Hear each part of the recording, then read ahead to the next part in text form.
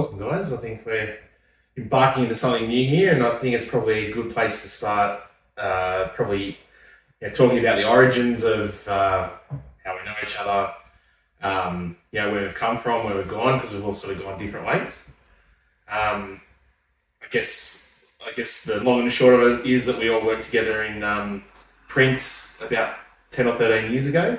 It's actually quite funny because we all got trained by the same people in print, right? We did. Well, he got trained first. And he trained us. And he trained us. But we're so different in the way that we do stuff. Yes, absolutely. And obviously, having spent so much time in the print industry, 20 plus years, you do learn a few things. But I've had the pleasure of working with yourself, Justin, and yourself, Gary. And we look down, 20 years down the track, we're all doing very different things. Yeah. Okay. So, for example, I'm actually working in the smoke alarms servicing industry. So we do a lot of smoke alarm compliance. Yeah. Justin, yourself? Yeah, I'm in medical devices. Been there pretty much since I left care. Where we all met, and I've don't see myself moving anytime soon. And Danny, what are you? Well, I'm in the mortgage industry, right? So everything's finance, but I'm just trying to remember, right? We all started. You were our manager, right? We got trained. Well, actually, you had a different manager, didn't you? You were under I was on team NASA. NASA, yeah, that's right. Yeah. Like I came straight under you, right? It was Derek and all of that stuff.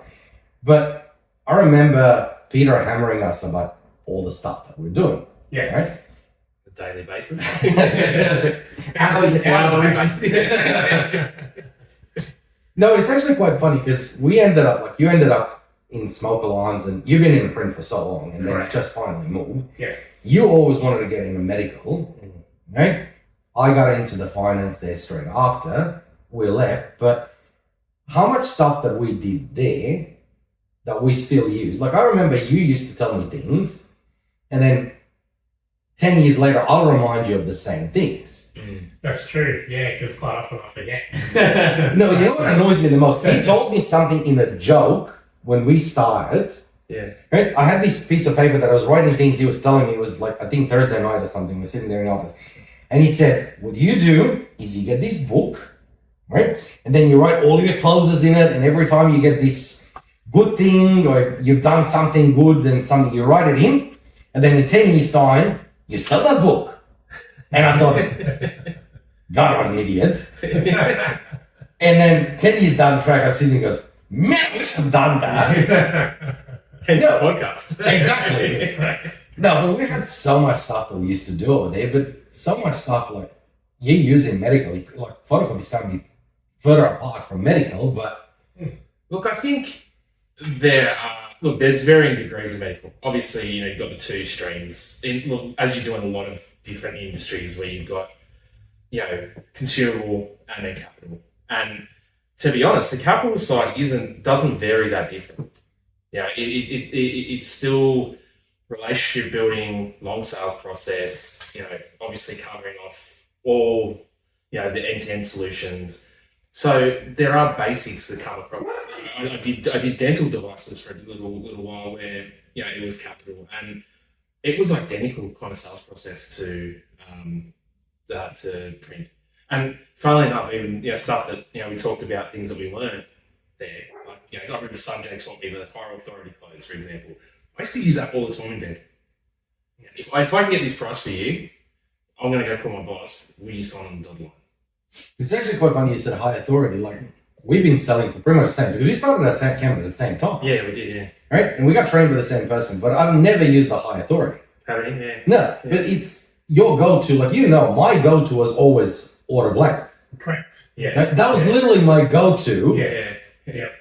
And to this day, I must say, I love Order Blank. That's one of yours as well, isn't it? Yes. Even in smoke alarm subscription sales, we speak to real estate agents, so we try to capture the portfolio that their property managers manage. And to start the process off, there's a thing called an agency service. Well, hang on, before you do that, because we're doing this podcast to help people, right? Yes, But you are the one that thought, so what's an order blank close? Okay, so order blank close is actually quite simple. You would simply ask a series of questions. You may refer to them as qualifying questions. You may refer to them as questions to understand what the client's requirements are. The answer to those questions is actually simply written down on a sheet of paper. For example, in print, if you were to speak to a customer that was after a photocopying machine that could do A4 and A3 printing, you would say, Danny, do you need to do A4 printing? You would say, yes, I would. The answer to that, yes, I would basically mean that what I would put onto my bit of paper is A4/A3 printer. I would say, do you need to do colour? You would say, yes, I do. I would say, colour printing required. So the series of questions that I would ask you, and as long as you keep answering those questions for me, those details go onto the order form. At the end of it, it's just a matter of saying, here you go, Danny, please get you to authorise this bit of paperwork and we can organise this device for you. And then I would shut up, because the secret to closing, as we all know, is when you ask a closing question, you have to shut up and be quiet. Because in that moment, I need my customer to think about the decision they're about to make. The first to speak will lose, as always. Well, hang on. This is the funny thing is, you know how sales got this really, really bad rap? Like, we're all trying to push people to do stuff. But it's not that the first to speak loses. One of the things, like, it never made sense to me, and it was actually Derek that pointed out, and he goes, why do you shut up? And I went, I don't know. Because he puts the pressure on a person. He goes, no, you just gave him all this information, and he's trying to process it, and you try to think, well, somebody goes, so what do you think? So what do you think? Shut up! Just let me work it out, then I'll give you an answer. So it's not like you lose. Yes. You almost create an objection. Yeah. And because they're not getting time to absorb and process. You know, I totally agree. Absolutely. And look, it's interesting that you mentioned that, because from Derek's perspective, he understands automatic to be a particular way. I understand automatic to be a particular way, as I'm sure you would understand it to be a particular way, and yourself, Danny. So there are so much interpretations to this one particular close, but that is simply one close out of 100 closes, and each person has a different perspective on it. Well, he was talking about the high authority. So, because a lot of people, so what's a high authority clause? So simply, when you're in the final stages of your negotiation, you obviously, you get to that point of, where the objections start getting raised or being raised, and how many times when you're in the midst of, especially when you're talking capital where people have to outlay money and whatnot, price is probably one of the biggest objections. People always want to get cheaper than what you originally quote or what you originally speak. Now, there's obviously a few ways you can approach it. You can overquote. It's probably giving away a bit of an industry secret, so at least you've got more room to come down. Or you have a good idea of what your what the overs are from a cost price perspective, and you know that, okay, so this person might be saying, okay, we're giving you a product for $1,000. They say, no, it's too expensive. And then you put it back to them. You say, well, what can you afford to pay, or what would you like to pay? They might come back and say $800. You might think, okay, well, $800 probably isn't going to happen. Then you counter them. You say 900, and they're like, oh, I don't know, maybe. And you go, look, if I can get it at 875 right now, I'll call my boss. If they say, okay, will you sign on the dotted line? Yeah, shut up. And as you just did that, you actually asked the closing question, and you were quiet. So some of that training that I gave to all those years actually resonated, right? So the benefit of that process is that you are still giving the client the opportunity to think about it and make a decision. But you do reach for that phone to make the call, because you want this person to make the decision here and now, not in 1 week's time. And there has been many instances where people have said, yes, I'll do it. And then when you make a phone call, and then you hang up, and they say, I need to think about it. Oh, that is life. That is life. And I guess I will say one thing as well about that. And I look at where I am in my career right now, right? I'm medical devices, the sale, and I'm in consumables, right? Where it is very much about relationships and knowledge and, and building trust and rapport with potential customers, rather than putting the hard close or putting a close on. There are some of these closes that just will not work in certain industries. Oh yeah, and I realise that, like, I would never use a high authority close now. I would more, I would close with a lot of people in different ways to get something finalized in an account in a hospital. And that's, unfortunately, as much as I love it, higher authority wouldn't work. But it's actually funny that you said about the money, because I used to be the same. And you taught me, you can overprice and everything, and then come down the middle, because people feel like they like feeling that they've kind of negotiated. Grant Cardone, and you know how much I love his books and all that. Yes. It was actually one thing that he said that really stuck by me. And he said, if the objection comes in that it's too expensive, it's not the fact that they don't have the money. It's that what you're offering is not worth the money. Like he was saying, he goes, if I give you this car, how much is it? $80,000. Oh, too expensive. Right? So you start haggling down to 60, 70, 75, thereabout. But if you go to the customer and goes, okay, well, this car is $80,000, too expensive. Okay, I'll throw in a caravan in it. And the guys go, oh, that's a good value. Yeah. So it's not the 80,000. He just doesn't see the value of that. So ever since I've done that, I've always tried not to cut the price, but to offer more value. Absolutely. So you go, okay, well, I'm going to give you this cup. The price is $10. Yes. Okay, that's too expensive. So instead of going, okay, how about I make it 9? I go, how about I include this? Yeah, fantastic. Glass wooden. So I just increased the value. Yes. Yeah. Right? And you got your Brian Tracy and all of that, and they're all talking about cutting the price. But Grant Cardone was the first one that went, no, increase the value, and then the price will look less. Correct. Yeah. And you actually raise a very important point there, exactly. When you're a professional salesperson in any industry, medical, finance, managers. I thought we covered. This is the man that actually thought we salesperson sit outside. Account managers come in here and talk to people. You need to redo your training. Right? It's just a candid conversation right now. So, value proposition is something which many people miss. They miss the mark. You have a product. You have a range of products. For somebody to just keep cutting the price down, you're actually doing yourself a bit of a disservice. Whereas exactly the product. Correct, right? And exactly what you've done, Danny, is like, not only will I give you this car, but I'll also give you this caravan. The perception for the customer is, wow, all of a sudden I'm getting a caravan and a car. How great is this? So I feel that professional salespeople, account managers, sales reps, salesmen, whichever way you want to call it, the biggest thing that needs to happen moving forward is to understand and sell the value proposition. This is something that I've learned over the last couple of years, more so than very early in the piece, because many years ago you weren't prone to so much competition. There weren't as many people supplying these products, but the people that did it well always looked at what their needs were and offered that customer just a little bit better value. Yeah. And potentially might be the same in medical too. Yeah. Look, I think, I one of my former bosses used to put it to me very well. He used to say to me that an objection is an opportunity awaiting discovery.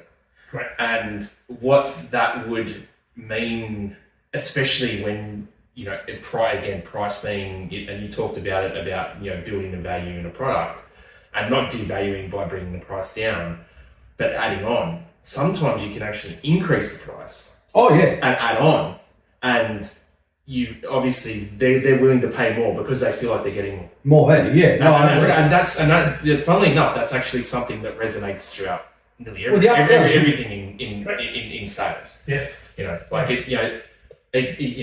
Again, if you're building that value and you get that value in, the customer believes that there's value in there, you can just keep building it in. Sometimes it's not just the one component, like you said, adding the cup, but 2 cups and I'll charge you double. Now you're paying 3 for the price. You're getting 3 for the price of 2 or something. I feel that again, like I said, it resonates throughout the sales. But it's actually funny that you mentioned that, because a lot of times you miss. I remember I was doing, for a brief part of time there, I was doing those medical beds, right? So we had these huge beds that had the lighting and the vibration and massage and all that stuff. Very expensive. I think they started from about $6,000. But then you had the normal medical beds that were about $3,000. So I remember I had this appointment, walked into this couple, and I was talking to them, and I looked at them and goes, yeah, they're not really going to go for this big one. They're not going to spend 15 grand on a bed. I'm just going to give him this $6,000 one, right? So I gave him a pitch, gave him everything, explained to them, gave them all the benefits and everything. They're going, oh, look, $6,000 is too much. We couldn't really agree on a price. And they go, we'll let you know.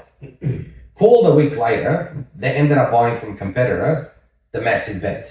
Yeah. Right? Then they're spending 17 grand. And I'm going like, but you didn't want to spend the 6,000. And he goes, well, not for that. Yeah. But for this, yeah, I did. Yes. Yeah. Perceived value. Yeah. Exactly. So you can't, you kind of got to adjust everything. And I think as well, like, yeah, sometimes you're doing yourself a disservice in that case.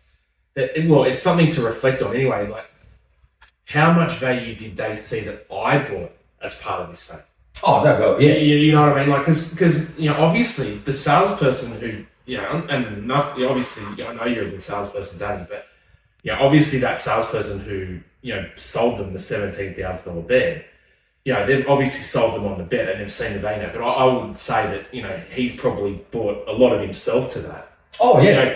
You know, that they, you know, like maybe 24-hour servers, you know, he'll answer the phone 24 hours a day. Like, yeah, right. But he might tell them that, you know, we do know that there's a lot of disingenuous salespeople out there that will say anything to get a sale. Yes. You know, and sometimes, you know, that unfortunately looks like value. You know? And haven't we met many over the years, I just say. But it's actually funny. You know what I'm going to talk about? Let's not name any names, shall we? No, this is the thing. Like, I started in sale, and this man, I thought he's just God's gift to sales industry, right? And he always used to say, "You just get me in front of the decision maker." You know where I'm going? You get me in front of the decision maker, and I'll get you. Yeah. And then Derek, at the same time, was saying, "You only get 1/3 of people will go with you for whichever reason. Yes. 1/3 will not go with you. Yes. And 1/3 is on the verge." And it never really made sense to me because Yes. you got the product, you got this. So Yeah. I got this appointment, right? Yeah. We're sitting there with the owner's daughter and the owner, Yeah. right? They have a Fuji Xerox, black and white, Yeah. monthly. We're giving them better machine, full color, cheaper pricing. Yeah. And I'm thinking like, no way, it's Mr. Sanjay, like I've just started. He's going to get this done. Yeah. We walked out of there with the order. There There was no rejection that we didn't have. It was cheaper, it was better, it was faster, it was color, it was more. Nope, they were not going to budge. Well, I guess that's something that, you know, just proves actual people who have worked in sales as opposed to like all the sales programs out there that say you can overcome any objection. It's bullshit. Nah. It is absolute bullshit. There are some people that are just going to be stubborn for the sake of being stubborn. Yes. And tire kickers, whatever you want to call them. But sometimes it's okay to walk away. But see, it wasn't a tire kicker. I checked. They actually bought another one. It wasn't. Really? No, but this is the thing is, when you said you got to bring yourself into it, they didn't like us. I don't think it was the product. Could have been the company. Yeah, it could have been the company, yeah. No, but there's just so many reasons that people will buy from you. Yes. Could be the company, could be the brand, could be your bead, could be whatever. Yeah. But same person that will buy from you because you have bead Yes. will not buy from you because you remind him of the ex-boyfriend Yeah, that she... absolutely. Yeah, Yes. it's...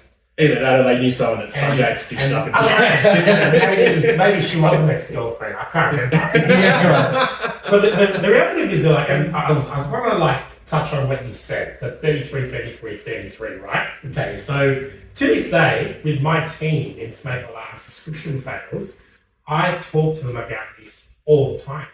Because 1/3 you will always get. These are like your advocates. These are the guys that will give you a 9 out of 10 on your surveys, right? 1/3 you will never get.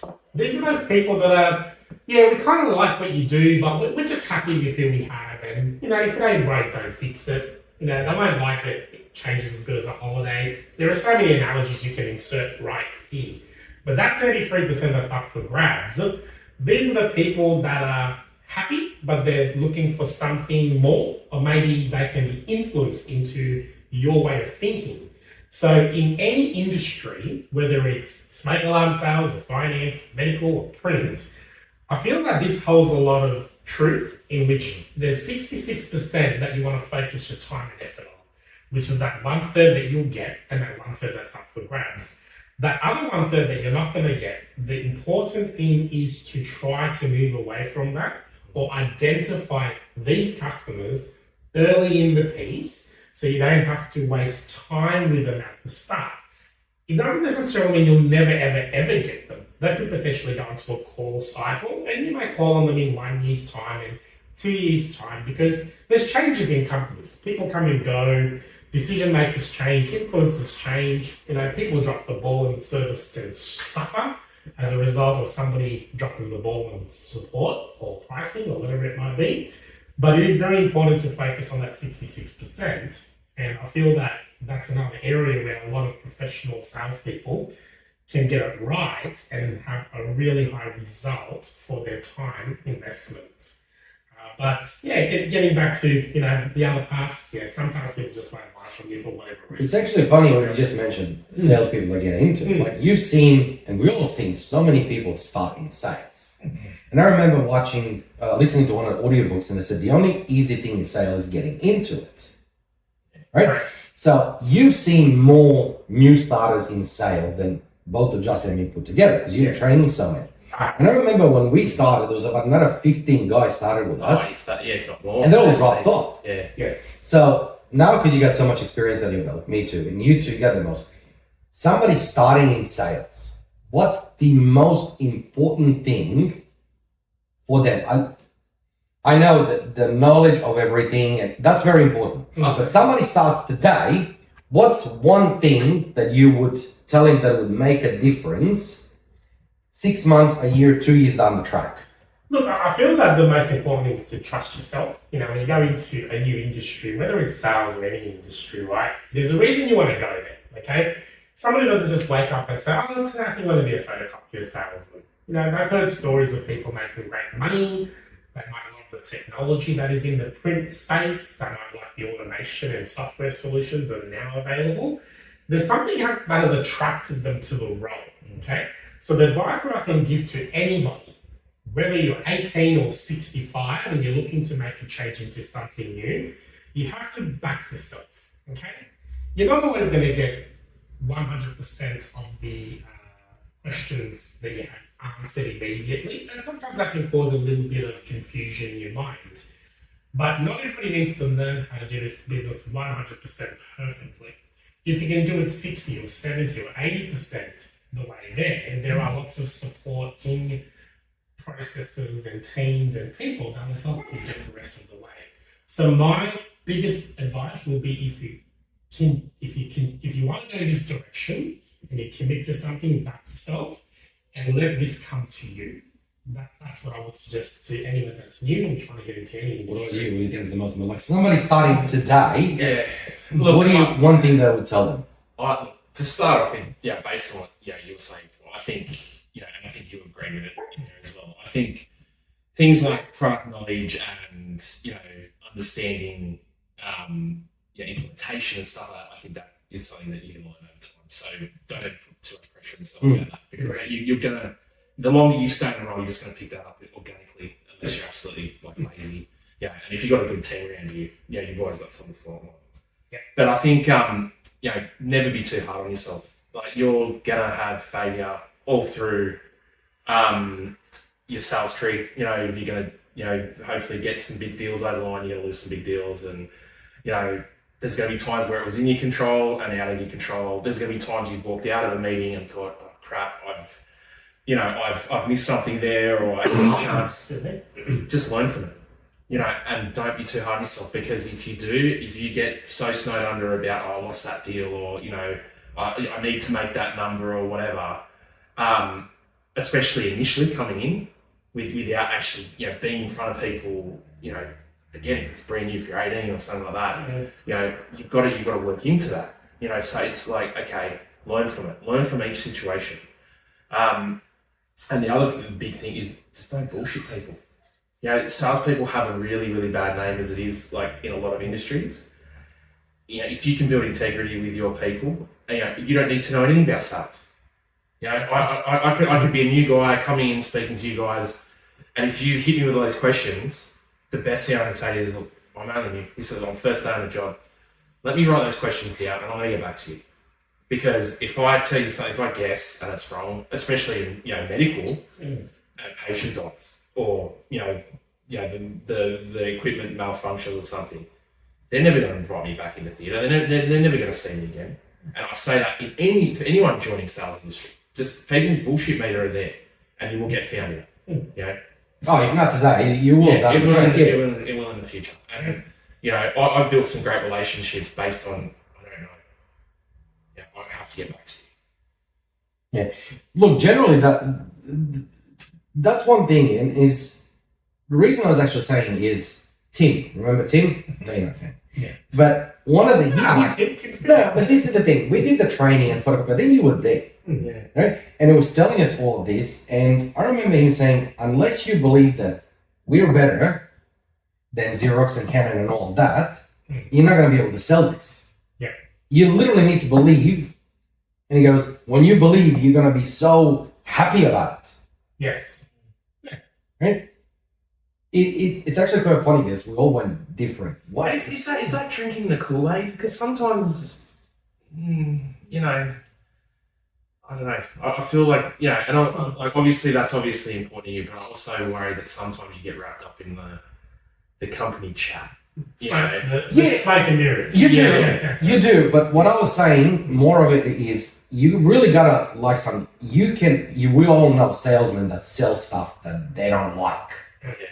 But you walk in to buy a car, and the guy's going, yeah, we got that car over there. You can see he's not excited about it. But then you got to go with somebody and he goes, oh my God, we got it. It's so awesome and this and that. And you go, like the energy rubs off. Yeah. And we've met people that are like that. One person in particular comes to mind and he was a ball of energy, right? Oh God, yes. and he was a ball of energy that would rip balustrades off stairwells to get photocopying machines up a set of stairs into a room. This guy would have actually probably got like a wrecking ball and bash apart the bricks to get a photocopying machine. Not to say that he did that. He didn't quite do that, but if it meant he was going to make his budget, he would have done it for sure. Yeah, but he succeeded. How successful is he? And bear in mind, everybody said he's not going to make it. It's true. And the thing is, like, I had the privilege of working with him past my time at my first place of work. And the one thing I've got to give to him is that energy and enthusiasm, that sense of belief. He still has that to this very day. And he will fly that flag until the day he goes to his grave. So there is some proof to what you're saying, and we've met people like that, right?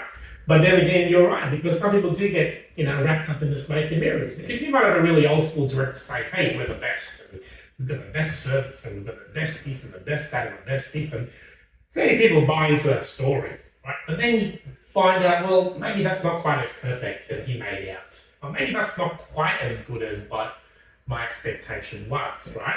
So I feel that it's a combination of lots of things, but I feel that if we were to sit down and have 30 other salespeople in this meeting, everybody would have something that got them into sales, and everybody would have a little bit of advice to give, right? But I think for the three of us, very, very, very, I think that, for me, it's about being resilient, being persistent, backing yourself, right? For you, it's about not being so hard on yourself, maybe plugging in, right? For you, it's about believing in what you're actually selling or trying to, whatever your message is you're trying to get out to the vast majority of people out there. So it's very interesting. Yeah, very, very interesting. It does vary, doesn't it? Depending on in sales and any other job, it doesn't really come out that much. But if you're a painter or whatever, you just do your job. Correct. But sale is really based on your character. Yes. Yeah. You can take the knowledge of sales, but then you have to adjust it to yourself. Yes. You can't, it's like acting. Yeah. Yes. You can't, like what works for you, word for word will not work for him. And it won't work for me. Correct. Yeah. Yes. But vice versa. And I remember you saying, we were talking about how experienced salesmen, and you said, doesn't matter how experienced you are, there will always going to be people that I will not get to go with me, but somebody unexperienced will. Correct. Yes. And as long as you, and this is one of the things I'm just talking about it, is everybody tries to copy everybody else. Yeah. Like Brian Tracy goes, find the most best salesman in the company and do what they do. Worst piece of advice in the world. Yeah, Because then you're going to try and mimic someone. exactly. And as much as that, what do they call imitation is the biggest form of flattery. It doesn't necessarily work the same. No. Yeah, but take that and adjust it to yourself, like Roberta did. Yes. That's what we're talking Yeah, about. Like yes. you did, like I did. Yes. That actually works quite well. We'll be talking about Burke in due course, don't you worry. Speaking of him, right? No, sorry, go. No, I was just going to say, lost it. Sorry. Yeah, this is saying speaking of Kirk, right? So he'll probably watch this, so we're gonna get a message. Yeah. But here's the thing: Kirk, as a salesman, like comparing him to the Wolf of Wall Street, right? Yes. Yeah. Perfect salesman. How much have sales changed in the last 20 and 10 and 5 years? Yes. Like you have to change. You do, yeah. And to not change is actually going to not progress you forward, because if you look at the world we live in today, social media, reviews, word of mouth, right? There is so many ways that conversation happens. And the conversation could be about you right now or somebody over there. It could be positive and it could be negative, right? So to try to sell like what is depicted in that movie, The Wolf of Wall Street, and previously before that, Wall Street, right, is very, very different today. Very different. And unfortunately, those sales people from the 70s and 80s, if they haven't adapted to the world we live in today, unfortunately, they will be going backwards in a hurry, or worse, they'll just be spinning their wheels. Okay. I think you've hit the nail on the head. Oh, yeah. Because look at where we all met. The bullshit pep talks every morning. Yes. Being screamed at, almost, and I'd sit there and, there were people, one particular gentleman who wore glasses who sat diagonally away from me, used to hang on every word that was being said. Yes. And I'm like, are you actually listening to the words that are coming out of his mouth? It's rubbish. Yep. But he's just, he's actually trying, he's trying to lift the mood of the room. Yes. So everyone gets on the phone and, talks with a smile and whatnot. But it was bullshit. Yes. And 80% of the people in the room hung on it. The other 20% are just there going, I can actually hear what he's saying. For what it was. Yeah. Yeah, but see, this is the funny thing when you say that. Like, how I said we got yelled at, and we did, and we got told off a lot of times when we didn't deserve it. But here's the thing: if you can't cope that from your boss, how are you going to deal with the rejection in sales? And we know how important it is to actually be able to brush off a rejection. Resilience, is a very important thing. But I also feel like in this day and age, I think. Oh, and you're right. I'm talking 10 years ago, 15 years ago. I think, because this coincides with what Sanjay was saying, where I was going with this, is the fact that that's a very 70s, 80s style of managing a team. Yes. And the interesting thing is, look at where that company's going now. It was once a titan among companies.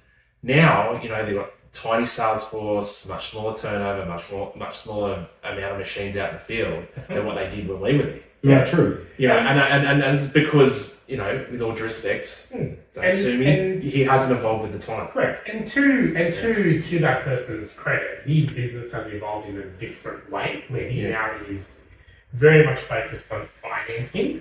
Yeah. And if you think about the industry, if businesses change and they keep it within the realm of what the industry actually does, because as you know, in print, there's a finance product, there's a service product, there's actually a support product. All that bundles up into an offering from a company. So to their defense, they've gone into this finance direction, but that type of management from, the 90s, maybe early 2000s, around the time I was there, it's not going to resonate so well with people, and you will have this challenge of staff turnover. And when you're a sales company and you've got staff turnover, you really need to assess where you are. you need to reconsider whether you should stay in sales or not. Well, what's the number one reason why you get high turnover? Culture. Culture. Yeah. That is the number one reason. Like if you do a best place to work survey across the entire country, and you ask that one question, what makes you stay? There's going to be elements of the financial benefit. There might be good internal benefits. It might give some work flexibility. I guarantee the one that's picked the highest for why they're staying is culture. And we can't sit here and hand on heart say that was a good culture. No, I agree. And that's hence the high turnover. It was quite toxic.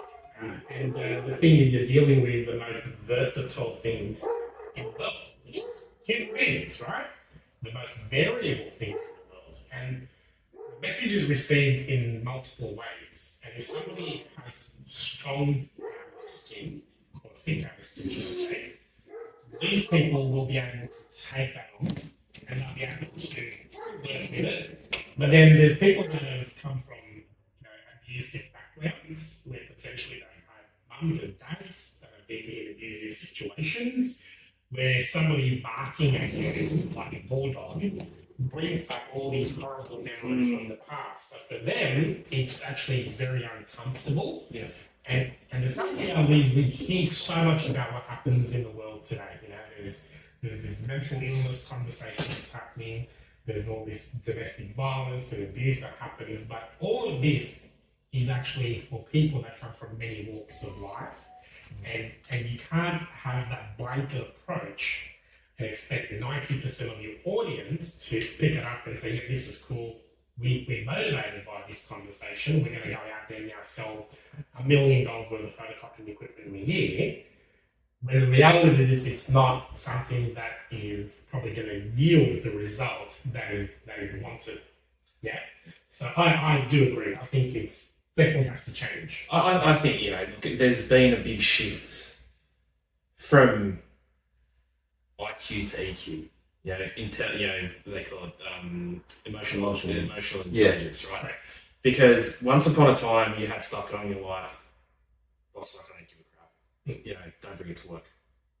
Now a boss will come to you and say, well, your numbers aren't doing well, but you're right. Yeah. And I think, some of the old hard nosers might say, well, we're breeding softer individuals by being this way.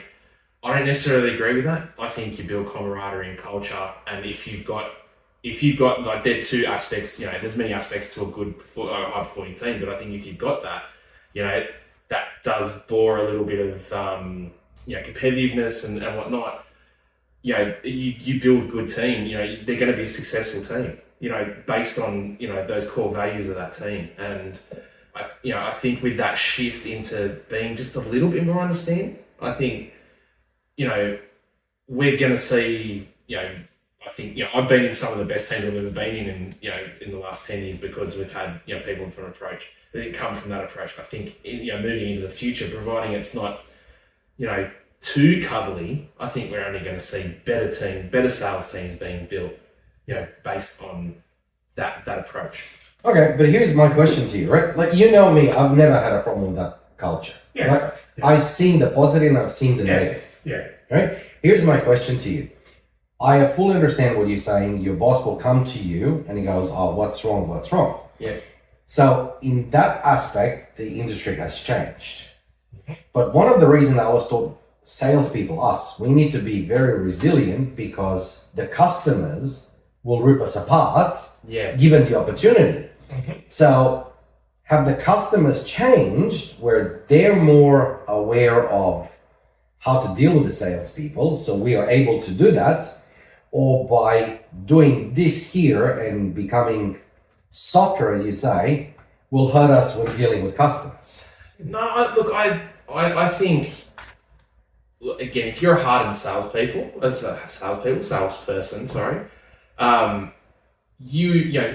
resilience isn't something you just get. Some people are inherently resilient, but that, like you said, can be due to contributing factors in their personal lives, which have built them that way. Some people are just born that way, right? But I think in general, if you look at some young 18-year-old just out of school, middle class upbringing, they may or may not have, had, probably not too much life experience. They haven't built a lot of resilience at that point. And if you went into, where we were as an 18-year-old, you're going to swing, you're going to sink or swim. Oh yeah. There's no two ways about it, right? Yes. And, the ones that swim are going to probably go on to be very, very successful salespeople. In fact, they have been. Yeah, but that's not saying the people who sunk, can't go on to be great salespeople. I sunk in that job, because I felt unsupported, because I just kept getting overlooked for patches and things like that. And everyone else around me was getting it, and I was doing the same amount of work.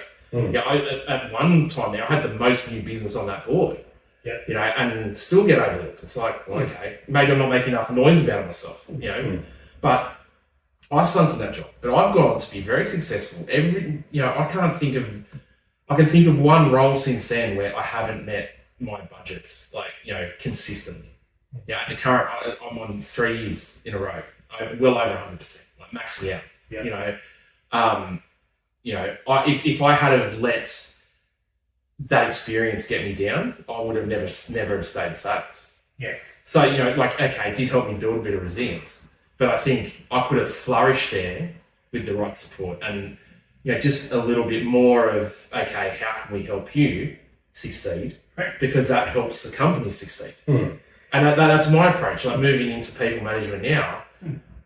When, if I have a team member who's going down at their figures are tanking, we're going to start with the basic stuff. Do a SWOT analysis. See where the activity needs to be. Look for the low hanging fruit. And if that's failing, it's okay. What's going on with you? Do you need some more training?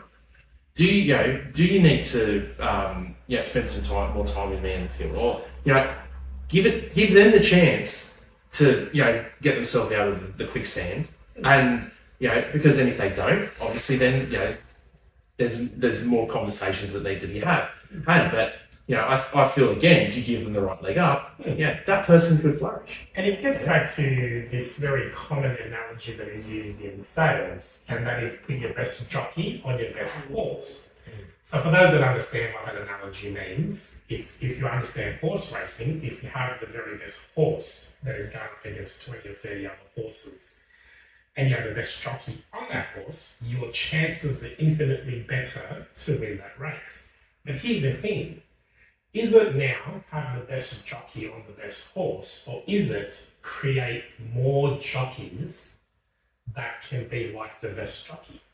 Because realistically, if you have a team of superstar jockeys, which quite often in races there can be, because there are great jockeys that all race in one particular race, and you're scratching your head, you're going, any one of these jockeys can win the race with any one of these horses, right?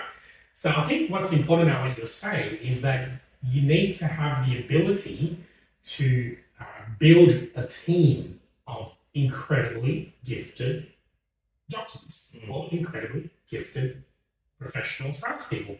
And I feel, Danny, yourself in recent times were also overlooked for an opportunity to work in one of these high-performing territories, because the mindset or perception that certain people had is that the best jockey at that time, perhaps wasn't yourself, was somebody else. And you missed out on the opportunity to turn those customers into amazing customers, right? Yeah. And you would have done that very, very well. So I feel that there are lots of great jockeys around.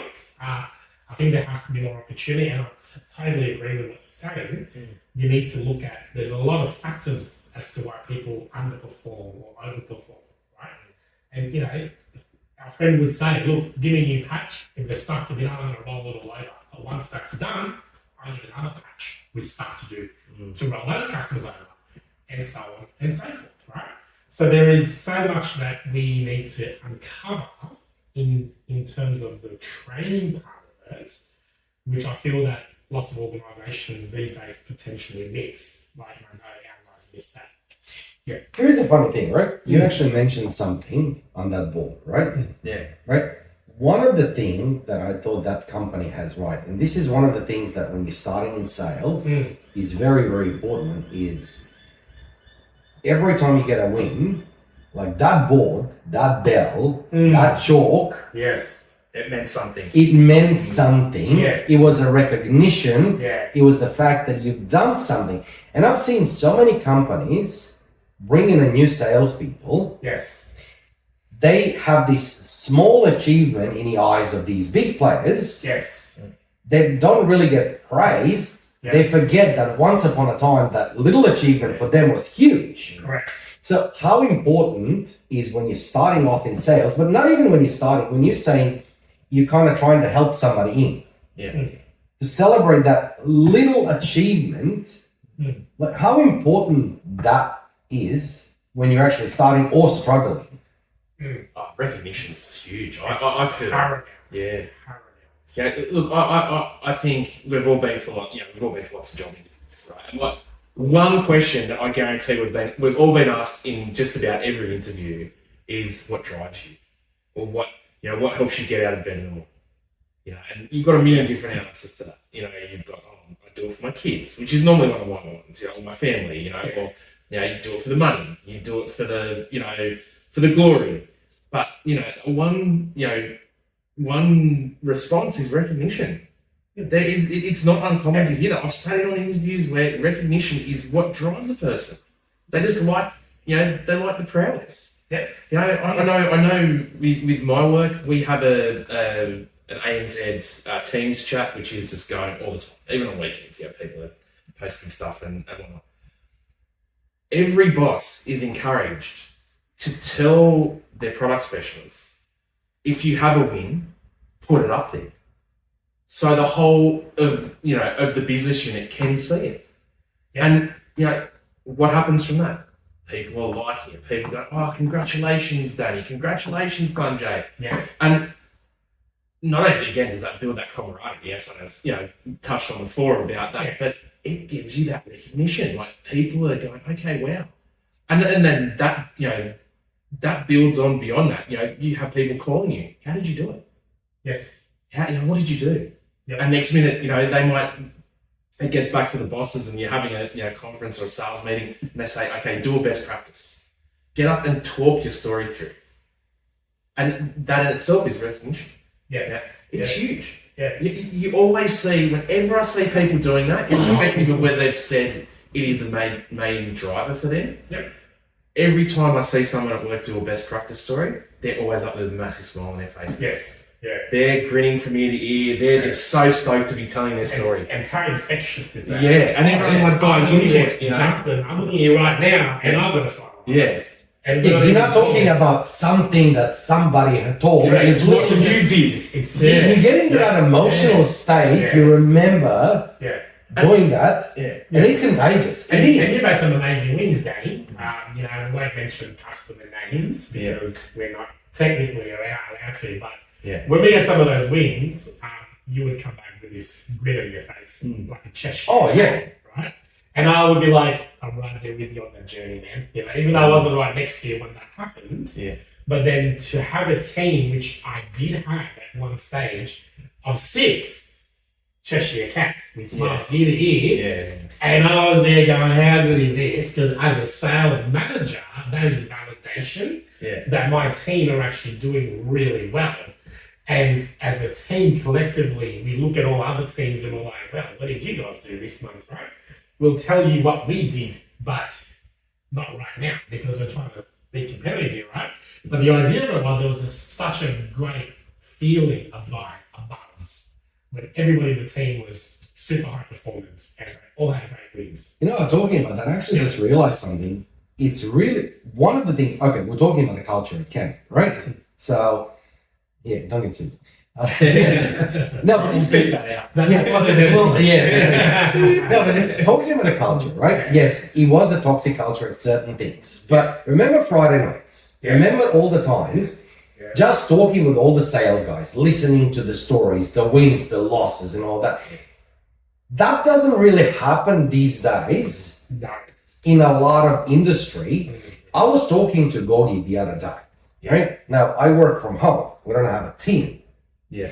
How hard it is to actually just do the work. And I was saying to Sanjay, I said, I got to catch up with him, with you, with somebody that understands sales. Because I literally got to talk about the sales with somebody to just get me into that state of mind. Correct. Yeah. And talking to somebody who doesn't do sales doesn't really do the same thing. Yes. And they try to understand. Yeah. They do. Yeah. But it's just not the same, right? Yeah. There's nothing worse than I go home and talk to the wife and something's happened or got something over the line or lost something, and just the blank face that I get, like she's zoning out. She's like, yeah, bud.